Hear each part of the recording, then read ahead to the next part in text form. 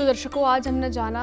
कि सबसे पहले आत्मा और परमात्मा क्या है, इसका संबंध क्या है, जीवन और मरण क्या है, वैज्ञानिक दृष्टिकोण क्या है, हमारे धर्म, हमारे पुराण, हमारे शास्त्र क्या कहते हैं, और साथ ही लोक परलोक क्या है। मैं गुरुजी से अगर जानना चाहूँ, गुरुजी इसका निष्कर्ष क्या है? देखिए आयुषी जी, सरल शब्दों में अगर हम अपने दर्शकों को बताएं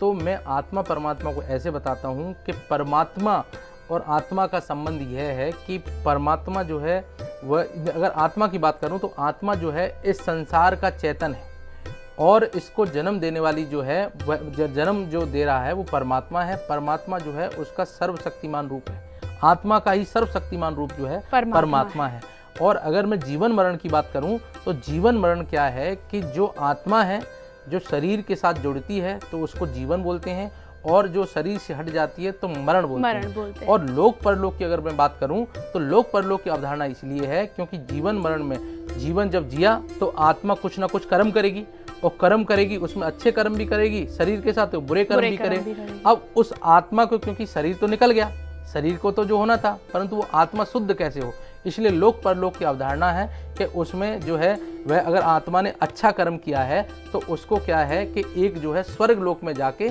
उसको एक अच्छा उसको पुरस्कार मिलेगा, और उस आत्मा ने अगर किसी के साथ बुरा किया है तो उसको यमलोक में जाके यातनाएं मिलेंगी, जिससे दोनों ही स्थितियों में आत्मा शुद्ध होती है। तो हम ये कह सकते हैं कि आत्मा से ही जुड़ा हुआ परमात्मा है। परमात्मा जो है आत्मा का सर्वशक्तिमान रूप है। और अगर मैं बात करूं कि जो जीवन मरण है वह आत्मा जो है शरीर के साथ जुड़ जाती है तो जीवन है, और जो आत्मा जो शरीर से निकल जाती है तो वो मरण है। और लोक परलोक इसीलिए बनाए गए हैं कि आत्मा की शुद्धि किस प्रकार हो, और जब आत्मा की शुद्धि और जो उसका जो